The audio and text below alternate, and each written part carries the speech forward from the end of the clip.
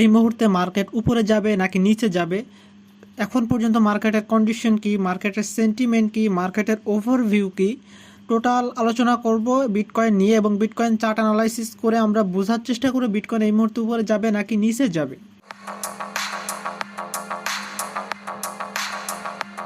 তো first of all আমরা যদি চার্টটা দেখি তাহলে আমরা চার্টের দিকে এখন কিছু বুঝতে পারবো না। আপাতত আমরা মার্কেটের ওভারভিউ এবং মার্কেটের সেন্টিমেন্ট এগুলো আগে দেখে আসি, তাহলে বুঝতে পারবো যে মার্কেটের কন্ডিশনটা কি।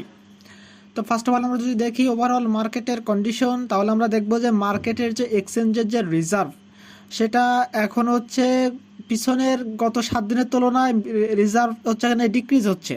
এর মানে হচ্ছে মার্কেটে সেলিং প্রেশার কম থাকবে, অতএব মার্কেট উপরে যাওয়ার চান্স একটু বেশি থাকবে। এবং যদি আমরা এক্সচেঞ্জারের নেট ফ্লো দেখি সেটাও আপনার পিছনের 7 দিনের গত 7 দিনের ডাটা হিসেবে লোয়ার, সো সেক্ষেত্রে মার্কেট উপরে যাওয়ার পসিবিলিটি বেশি। মার্কেটের যে বাইং প্রেশার সেটা যদি আমরা দেখি সেন্টিমেন্ট হিসেবে, সেটা ইউএস ইনভেস্টরের বাইং প্রেশার হচ্ছে লো, ইটিএফের বাইং প্রেশার একটু হাই দেখা যাচ্ছে, কারণ অল্প একটু আপনার ইনফ্লো মার্কেটে হচ্ছে। যেটা যদি আমি আপনাদেরকে দেখাই, দেখেন এখানে মার্কেটের ইনফ্লোটা একটু বেশি, মানে হালকা, গত দিনের থেকে হালকা, গত দিনে যত পরিমাণ লো ছিল আজকে অল্প পরিমাণ হাই। বাট ওভারঅল যদি আপনি চিত্র দেখেন মার্কেটে গ্রেস্কেল বলেন, ব্ল্যাক রক বলেন, ফিডেলিটি বলেন, সবাই কিন্তু কি আপনার মাইনাস পজিশনে। সো মার্কেটে একটা নেগেটিভ ভিউ এই মুহূর্তে আসে ইটিএফের তরফ থেকে, খুব একটা নেগেটিভ না বাট নিউট্রাল বলতে পারেন আপনারা। যদি আপনারা ফান্ডিং রেট দেখেন সেটাও বিটিসি এর ক্ষেত্রে অ্যারাউন্ড 4.2%, মানে অ্যারাউন্ড নিউট্রাল। এবং আপনার যদি আমি আরও একটু দেখাই মার্কেটের যে টেকনিক্যাল যে অ্যানালাইসিস, যেটা হচ্ছে আরএসআই বলতে পারেন, সেটা হচ্ছে নিউট্রাল আরএসআই, সাধারণ আরএসআই বা স্টকস্টিক আরএসআই সেটাও নিউট্রাল। সো ওভারঅল মার্কেট যদি আমি দেখি, মার্কেট নিউট্রালের থেকে হালকা একটু বেশি এবং সেটা বাইং জোন বোঝা যাচ্ছে, মানে একটু সেলিং প্রেশার কম থাকবে, সুতরাং মার্কেট একটু ভালো পজিশনে আসবে, মার্কেট একটু উপরে যাওয়ার চেষ্টা করবে, এটাই বোঝা যাচ্ছে ওভারভিউ। বাট আমরা যদি এখানে এক্সচেঞ্জারের রিজার্ভ আর একটু চার্টে গিয়ে দেখি তাহলে সেক্ষেত্রে আমরা দেখব যে এক্সচেঞ্জারের রিজার্ভ কিন্তু একদম সাইড ওয়াইজ চলতে চাচ্ছে। সেক্ষেত্রে যদি দেখি আমরা বাইং প্রেশার হালকা থাকবে, সেলিং প্রেশার একটু লো থাকবে, বাট বাইং প্রেশার স্টেবল থাকবে, মার্কেট একটু উপরে যাওয়ার চেষ্টা করতে পারে আর কি এই পজিশনে। এবং আমরা যদি অল যে আপনার হচ্ছে স্টেবল কারেন্সি যেমন ইউএসডিসি বলেন, ইউএসডিটি বলেন, এরকম যে ওভারঅল যে কারেন্সিগুলো আছে যেগুলো স্টেবল, সেই কারেন্সিগুলো যদি আমরা রিজার্ভ দেখি, বর্তমানে রিজার্ভ কিন্তু ডিক্রিজ। এর মানে হচ্ছে যে এই স্টেবল কারেন্সি থেকে টাকা উঠিয়ে আপনার অল্টস কয়েন বা বিটকয়েনে ঢুকতেছে, অর্থাৎ মার্কেট একটা পজিটিভ ইন্ডিকেশন এখান থেকে দিচ্ছে। সো এই মুহূর্তে যদি আমরা বিটকয়েনের চার্টটা দেখি তাহলে আমরা আরও ভালো বুঝতে পারবো বিটকয়েনের চার্ট। আমরা যদি ওয়ান ডে চার্ট দেখি তাহলে আমরা এই মুহূর্তে দেখতে পাচ্ছি যে মার্কেটে যদি আমরা একটু লং টার্মের জন্য দেখি তাহলে এখানে 67,000 যে রেঞ্জ, এই রেঞ্জে আপনার অ্যারাউন্ড 1 বিলিয়নের উপরে মার্কেটের লিকুইডেশন আছে।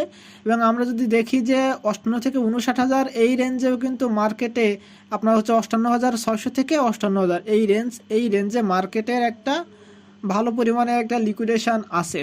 সো এই দুইটা লিকুইডেশন জোন ক্লিয়ার করতে যদি যে কোনো একদিকে ক্লিয়ার করে তাও প্রায় 2 সপ্তাহ লাগতে পারে। সো এটা লং টার্মের জন্য এটা আমরা বাদ রাখি আপাতত। আমরা এখন চলে যাই শর্ট টাইমে, মানে শর্ট টাইমে কী হতে পারে 1-2 দিনের বা 3 দিনের ভিতরে মার্কেটে, সেই পজিশনটা আমরা দেখে আসি। সো ফার্স্ট অফ অল আমরা যদি দেখি মার্কেট অ্যারাউন্ড যেই পজিশনে আছে এই পজিশন থেকে মার্কেট এখন উপরে যাবে, মার্কেট নট নিচে যাবে। মার্কেট একটা নিচে একটা লিকুইডেশন প্রাইস আছে, বাট এটাও লং টার্মে। বাট শর্ট টার্মের জন্য এই দুইটা রেঞ্জ আমি সিলেক্ট করে রাখছি, দুইটা রেঞ্জে ভালো পরিমাণে একটা বলতে পারেন যে লিকুইডেশন প্রাইস আছে। সো এইখান থেকে মার্কেট সাস্টেইন না করে মার্কেট এখানে সাস্টেইন করার কথা, বিকজ এইখানে দেখেন 110 মিলিয়নের লিকুইডিটি আছে, যেটা হচ্ছে আপনার অ্যারাউন্ড $63,000। এবং অ্যারাউন্ড যদি আমরা দেখি 64,000 থেকে 65,000 এই রেঞ্জে ভালো পরিমাণে লিকুইডিটি জোন আছে। তো এই রেঞ্জে মার্কেট আবার আসবে।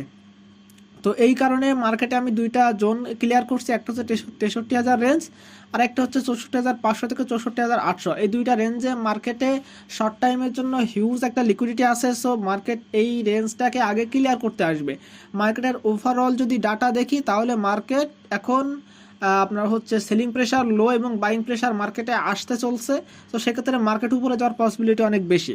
এবং আমরা যদি মার্কেটের আপনার লিকুইডিটির ম্যাপ যদি দেখি তাহলে আমরা এখানে ক্লিয়ারলি বুঝতে পারবো। শুধু যদি বাইন্যান্সের লিকুইডিটি দেখি তাহলে সেক্ষেত্রে দেখতে পাচ্ছেন যে মার্কেট যদি নিচে যায় অ্যারাউন্ড 60,000 এই রেঞ্জে, তো এই রেঞ্জে অ্যারাউন্ড 100 থেকে প্রায় $200 মিলিয়নের মতো লিকুইডিটি আছে $60,000। কিন্তু আমরা যদি দেখি যে এখানে যদি মার্কেট অ্যারাউন্ড $63,000 পার করতে পারে তাহলে সেখান থেকে $500 মিলিয়ন একটা লিকুইডেশন জোন আছে। তো সেক্ষেত্রে মার্কেট এখন উপরে যাওয়ার পসিবিলিটিটা হাই, যেহেতু ফান্ডিং রেট নিউট্রাল, ইটিএফের একটা ইনফ্লো মার্কেটে দেখা যাচ্ছে ছোটোখাটো।